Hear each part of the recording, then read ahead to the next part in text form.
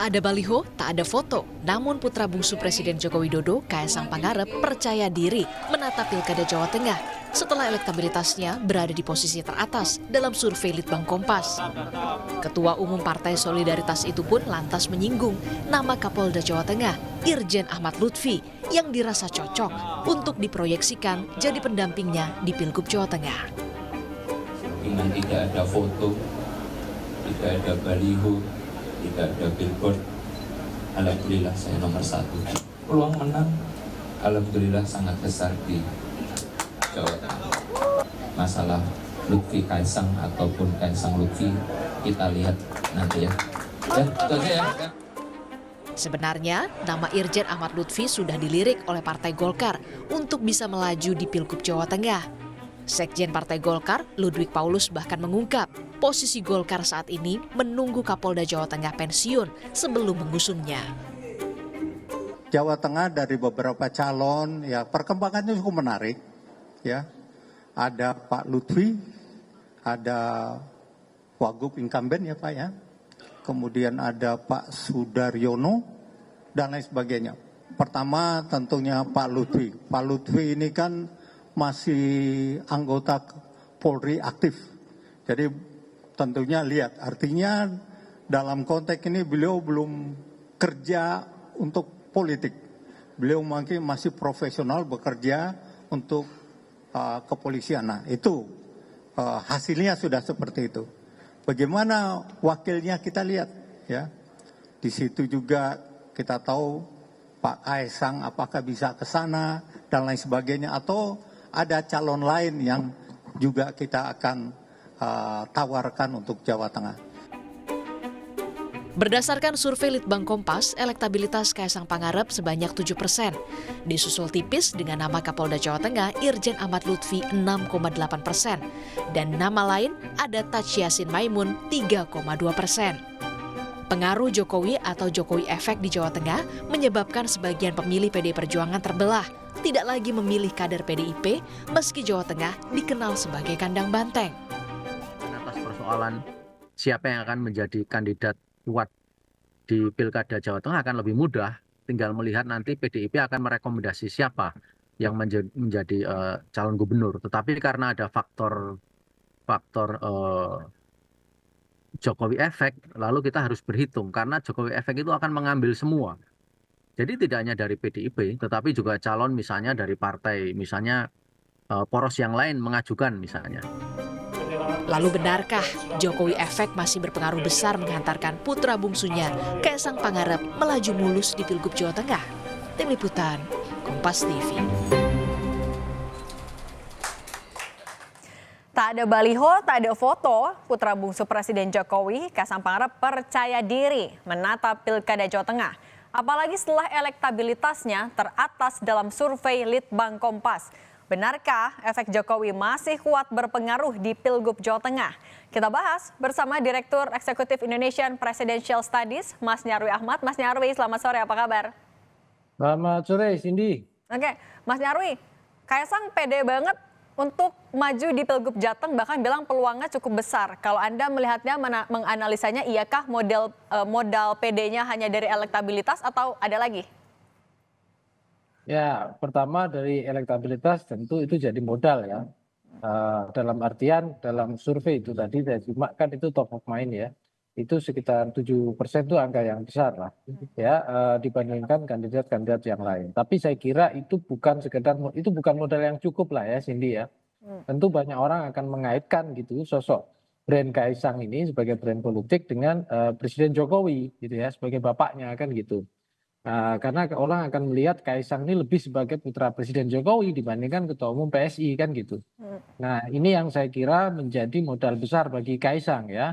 Karena dari sisi popularitas, tentu popularitas Pak Jokowi saya kira selalu bisa dikaitkan dengan sosok Kaisang. Ya, dan selain itu kalau kita lihat ya resources yang dimiliki oleh Kaisang secara imaginary atau intangible dalam politik ya. Itu kan branding Jokowi itu sendiri ya, itu menurut saya sangat menolong. Nah, itu yang pertama. Yang kedua sesungguhnya adalah apapun yang dikaitkan dengan kepuasan pada kinerja Pak Jokowi itu juga bisa memberikan berkah bagi sosok seperti Kaisang ya. Terus yang ketiga sebenarnya di sini adalah yang tadi disebut Jokowi efek. Jokowi efek itu bukan sekedar efek Jokowi ya terkait dengan pengaruh elektoral Jokowi, kemudian juga bisa kemudian mempengaruhi potensi meningkatkan elektabilitas Kaisang saja, bukan hanya itu. Tetapi kalau kita lihat lebih dari itu sebenarnya Cindy ya. Oke. Yaitu apa? Misalnya para simpatisan, relawan, pendukung Jokowi itu kan besar sekali. Dan itu bisa menjadi mesin politik yang sangat efektif juga ya bagi Kaisang. Itu yang pertama. Yang kedua juga kita lihat bagaimana respek atau respon dari elit-elit partai gitu ya kepada sosok Presiden Jokowi sampai hari ini. Itu kan saya kira Pak Jokowi masih dianggap orang sering mengatakan tuh ketua dari para ketua-ketua umum partai. Artinya kan Pak Jokowi masih sangat dihormati gitu loh. Sehingga keputusan-keputusan dan arahannya atau bahkan restunya itu bisa menjadi referensi dari para elit-elit itu. Balik Artinya lagi, efek Jokowi akan memuluskan Kaisang untuk dapat tiket dari parpol di Jateng ya Mas? oh itu menurut saya sangat besar kalau itu ya. Efek kandidasi, efek Jokowi, efek politik, efek Jokowi untuk khusus kandidasi Kaisang. Itu menurut saya sangat besar gitu loh.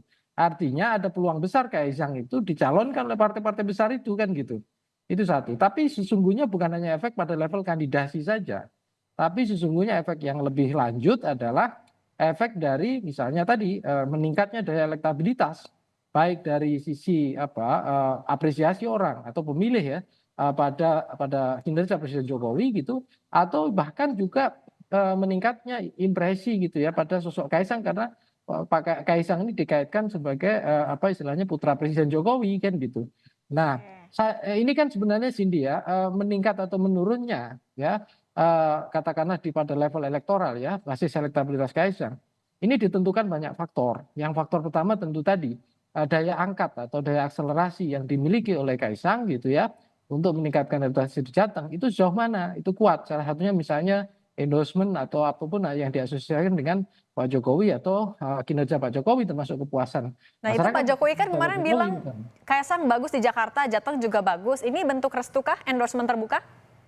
Ya saya kira itu normatif ya. Pak Jokowi akan selalu begitu kan. Kemarin-kemarin kan juga ke putranya Pak Gibran juga begitu juga kan gitu. Dan itu wajar karena Pak Jokowi sebagai presiden kan saya kira memberikan opini yang netral kira-kira gitu. Tetapi yang lebih mendasar sesungguhnya Cindy yang saya kira tertarik ya. Kaisang ini fenomenal tentu saja ya. Terlepas dari berbagai hal apapun ya. Dengan misalnya faktanya gitu ya data survei top of mind masih 7% dan itu cukup besar bahkan melampaui atau sedikit di atas Pak Lutfi misalnya yang sudah lama membangun basis di sana pengaruhnya ya karena area pekerjaannya di sana. Nah tetapi di luar itu sesungguhnya pertanyaan berikutnya apakah ya elektabilitas Kaisang ini akan terus melejit apa enggak kan gitu. Nah ada beberapa yang mengatakan bisa aja itu stuck kan gitu. Kenapa? Karena Kaisang belum ada misalnya kompetitor nama besar yang potensial kan gitu. Sehingga ada yang di banyak data juga mengatakan 2/3 lebih gitu pemilih Jawa Tengah belum punya preferensi. Sesungguhnya bukan hanya 2/3 lebih yang belum punya preferensi ya. Karena mungkin kenalnya yang paling populer Pak Kaisang gitu.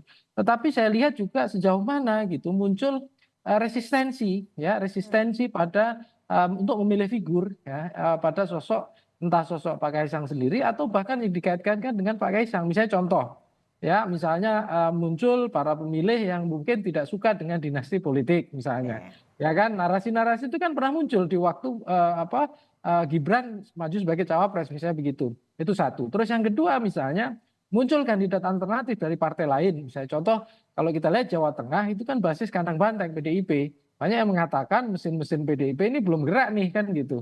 Nah pertanyaannya kalau punya kandidat yang potensial mesinnya gerak, nah apakah misalnya laju elektabilitas Kaisang itu kemudian akan stuck atau berhenti di sana? Nah Mas Nyarwi dengan masih ada 60%-an lebih responden tadi dari hasil survei Litbang Kompas yang masih belum menentukan, siapa memang sosok yang kira-kira bisa memengaruhi elektabilitas atau peta politik di Pilgub Jateng? Yang bisa menjawab tentu para ketua umum partai atau siapa yang menominasikan calon-calon ya di masing-masing partai itu atau koalisi partai ya. Kalau dari nama-nama yang ada memang tampaknya itu belum cukup kuat ya dibandingkan Kaisang. Misalnya tadi disebut ada PDIP yang mantan wali kota Semarang misalnya begitu. Beberapa tokoh yang lain memang ada kelemahan ya Cindy. Saya lihat ya para tokoh-tokoh yang lain ini itu kelemahannya ada dua. Kalau satu misalnya dia dari background bupati, wali kota ya, itu kadangkala basis dukungannya nggak merata. Dia hanya ngeblok di wilayahnya gitu. Padahal Jawa Tengah itu luas dan untuk sosialisasi dan ekspos itu luar biasa resourcesnya kan gitu, jaringan dan lain-lain. Nah yang kedua kalau dia tokoh nasional, basis akarnya yang lemah. Dia populer tetapi kemudian tidak mampu menarik atau punya effective power ya. Daya ikat dan pengaruh kepada pemilih itu masalahnya di sana. Nah, mungkin kalau ada kejutan-kejutan lain gitu ya yang memungkinkan nama-nama baru masuk dengan selain populer itu peluang elektabilitasnya muncul. Nah, itu bisa menjadi potensi penantang Kaisang kan gitu. Nah, tapi memang sampai hari ini nama-nama itu tampaknya belum diekspos oleh para tokoh-tokoh pimpinan partai yang akan potensial ya menominasikan pasangan kandidat untuk Pilgub Jateng. Itu kira-kira. Oke, tadi kan juga Mas Nyarwi menyinggung soal adanya kemungkinan resistensi dari warga Jateng itu sendiri. Tapi kalau dari sejauh ini, sebulan menuju pendaftaran, Mas Nyarwi membaca ya di Pilgub Jateng, lebih besar resistensinya atau justru mendukung? Karena popularitasnya Kaisang kan tinggi ya? Ya, kalau kita lihat resistensi, itu kan ada dua jenis ya. Yang pertama resistensi terbuka. Kalau terbuka kan gampang kita baca ya. Misalnya ketidaksukaan disebutkan di sosial media atau apapun itu kan lebih mudah. Nah, yang kita tidak tahu ini kan resistensi tertutup. Kan gitu. Kalau bahasa orang-orang yang dulu misalnya James Scott itu weapon of the weak ya. Jadi perlawanan orang-orang lemah itu seringkali tidak ngomong gitu loh. Nah, di data survei itu biasanya ditunjukkan dengan jawaban tidak tahu, tidak menjawab gitu. Padahal sudah punya jawaban. Nah, ini kan juga sesungguhnya bentuk resistensi juga ya. Belum lagi nanti kalau muncul narasi-narasi misalnya dari para pemilih. Ya memang tentu saja ya, saya kira Jawa Tengah itu menjadi arena yang cukup keras sebenarnya dalam arti ya pertarungan elektoralnya karena apa? Ada basis-basis partai-partai yang juga ideologis dan juga ada basis-basis tokoh-tokoh juga yang saya kira dalam banyak hal gitu memiliki mereka itu istilahnya konstituen atau loyalis-loyalis. Tetapi pertanyaannya kan gini, mungkin juga dugaan saya ini bukan memberikan angin segar kepada Mas Kaisang ya, tetapi orang-orang Jawa Tengah juga mudah mengapresiasi, ya memberikan respect gitu ya kepada para tokoh yang juga dianggap berhasil membangun wilayahnya, menjadi role model atau contoh dan lain-lain dan itu di sana saya kira peluang dan pengaruh Pak Kaisang bisa berkembang meluas gitu loh, termasuk brandingnya bisa terakselerasi dengan baik sehingga tingkat elektabilitasnya ada kemungkinan juga akan terus meningkat gitu loh. Kalau misalnya tadi tidak ada resistensi, kemudian tidak ada tokoh alternatif yang lebih menarik, ya partai-partai sendiri mestinya tidak bekerja dan lain-lain. Dan hari ini dinamika itu saya kira masih berlangsung ya, Cindy ya. Oke, artinya sosok yang kental sekali dengan ke Jawa Tengahannya itu bukan jadi faktor mutlak bagi konstituen di Jawa Tengah ya? Dalam beberapa pilkada terakhir ya, khususnya Pilgub, itu tidak ada sentimen, saya lihat ya, sentimen dari data-data juga, itu sentimen bahwa tokoh yang muncul itu harus tokoh Jawa Tengah. Artinya berasal dari Jawa Tengah, iya, tetapi tidak harus kemudian misalnya figur dari berkiprah lama di sana. Kita lihat ya, dulu misalnya ketika terjadi pertarungan Pak Bit Waluyo ya dengan sebelumnya dengan Mas Ganjar juga dan seterusnya. Kan sebelumnya banyak juga yang jadi dari tokoh nasional ya, Mas Ganjar juga 2 periode kan gitu di DPR dulu kan gitu. Nah, fenomena seperti ini saya lihat juga masih tren terjadi untuk khusus Pilgub ya, di mana Pilkada Jawa Tengah itu sangat terbuka dengan para tokoh-tokoh nasional. Bahkan Pak Sudirman Said yang menjadi penantang Mas Ganjar ya periode yang kedua itu kan juga katakanlah tidak punya sebelumnya ya berkarir dalam basis elektoral di wilayah kabupaten atau kota ya di Jawa Tengah. Jadi ini Jawa Tengah itu arena yang sangat terbuka sesungguhnya, tetapi memang kemudian pertanyaannya adalah siapa yang mampu gitu punya effective power ya, punya tidak hanya populer, tapi kemudian daya tarik yang kemudian bisa meyakinkan gitu ya masyarakat untuk milih. Karena kalau kita lihat data survei kan 60-an% lebih kan gitu. Artinya mereka masih berpikir, menimbang, masih ini dan seterusnya. Belum lagi kalau misalnya bahkan resisten tapi tidak disampaikan kan gitu, tidak mengatakan. Oke, Mas Nyarwi, kan Mas Kaisang juga menyebut soal peluangnya duet sama Irjen Ahmad Lutfi. Kalau Anda melihatnya kira-kira gimana peluangnya? Siapa yang akan jadi cagupnya, siapa jadi cawagupnya? Ya, ada kemungkinan dugaan saya kalau itu ya, itu belum pasti antara siapa cagup cawagup. Tetapi kalau kita lihat kan kita simak ya misalnya track record Pak Ahmad Lutfi yang pernah kita dengar misalnya Pak Ahmad Lutfi memang kan semangatnya pengen jadi gubernur kan, bukan calon wakil gubernur ya, tetapi sebagai cagup ya. Nah, sementara saya lihat Mas Kaisang ini kan dari awal juga ada peluang dorongan ke arah cagup juga, walaupun banyak juga yang kemudian mengatakan masih muda sebaiknya sebagai cawagup. Nah, kalau kita lihat basis elektabilitas, biasanya gitu para elit politik termasuk pimpinan partai itu akan menentukan pengaruh elektabilitas yang paling kuat itulah yang kemudian biasanya menjadi alternatif cagup ya, bukan cawagup. Oke. Nah, kalau kita lihat uji itu ada kemungkinan Mas Kaisang akan didorong menjadi calon gubernur. Tetapi pertanyaannya adalah apakah chemistry itu cocok apa enggak di antara keduanya. Yang kedua, kemudian dua pasangan ini gitu apakah memiliki irisan-irisan basis elektoral apa tidak? Ataukah misalnya dengan digabung itu makin menarik gitu, makin kuat atau justru sebaliknya? Ya, justru irisan suaranya semakin tebal sehingga sesungguhnya itu tidak memperluas basis dukungan. Nah, ini saya kira juga akan menjadi pertimbangan ya orang-orang yang akan partai-partai yang koalisi partai akan mendorong ya siapapun entah Pak Lutfi atau Mas Kaisang sebagai sosok di gubernur atau wakil gubernur di pilkada Jawa Tengah. Oke, Kira-kira. Mas Nyarwi, tapi kan di Koalisi Indonesia Maju untuk di Jawa Tengah selain ada Kaisang, ada Ahmad Lutfi, ada juga nama Taci Yassin Maimun. Ini ada kemungkinan nggak Koalisi Indonesia Maju mungkin akan terbelah nih di Pilgub Jateng? Ya, kalau peluang itu selalu terbuka ya. Cindy, tidak ada, kita sudah lihat di berbagai tempat ya, apa di Jawa Barat juga ya, khususnya yang terakhir itu kan partai-partai Koalisi Indonesia Maju itu kan sudah pisah jalan kan, dengan jelas misalnya yang dari dimotori oleh Gerindra dan juga bahkan dengan menggandeng PKS ya, dan juga Nasdem dia kemudian mencalonkan figur lain sementara Golkar belum mencalonkan, misalnya begitu. Nah, hal seperti ini bisa aja terjadi di Jawa Tengah gitu loh.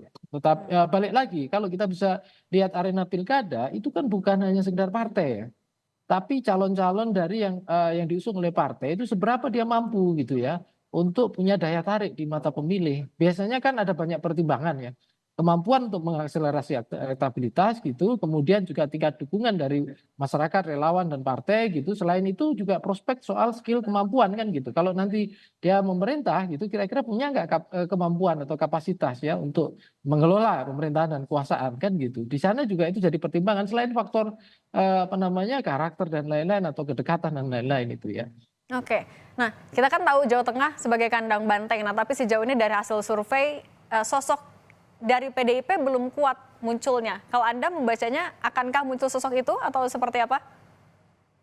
Ya, biasanya juga PDI Perjuangan itu tidak mau ketinggalan ya. Dia sangat hati-hati apalagi dengan basis Jawa Tengah yang merupakan basis yang kuat. Menurut saya akan terlalu berisiko ya bagi PDI Perjuangan gitu untuk tidak punya strategi yang cantik atau canggih ya di Jawa Tengah dengan mencalonkan figur yang punya kemampuan elektabilitas yang rendah. Dugaan saya tetap akan dicari ya siapapun gitu yang potensial gitu untuk bisa diusung oleh pasangan PDI Perjuangan maupun dengan koalisi lain, partai lain untuk menjadi sosok figur calon gubernur ya dengan wakil gubernurnya.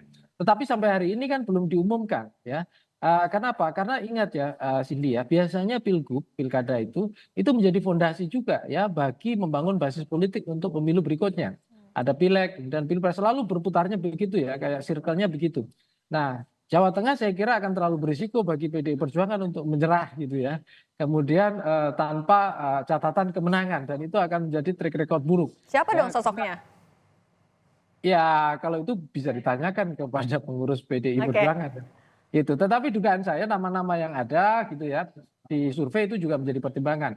Ya contoh Mas Bambang Pacul, ya Pak Endardi, Mas Hendi, terus yang lain. Tapi bisa juga itu ada kejutan misalnya tokoh yang mungkin gitu dinominasikan ya mungkin selama ini cukup potensial tapi katakanlah di tempat lain ya. Tetapi saya agak ragu juga kalau PDI Perjuangan itu mencalonkan gitu kader di luar tokoh di luar kadernya ya karena itu menyalahi pakem atau istilahnya tidak sesuai pakem yang selama ini dianut oleh PDI Perjuangan kecuali model kepemimpinan PDI Perjuangan udah berubah. Nah itu lain lagi ya Cindy gitu.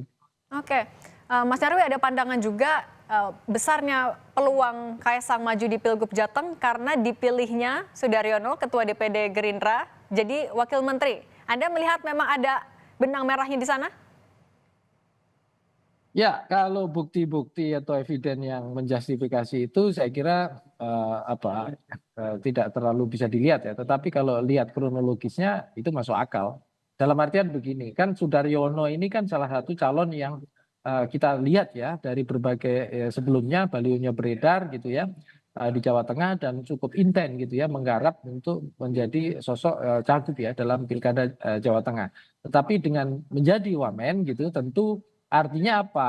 Space yang selama ini diisi atau direbut suaranya oleh Sudaryono, tiket kandidasi yang selama ini potensial juga didapatkan Sudaryono, itu kan sudah nggak ada di situ. Sehingga tentu potensi Kaisang makin besar tentunya logikanya kan gitu.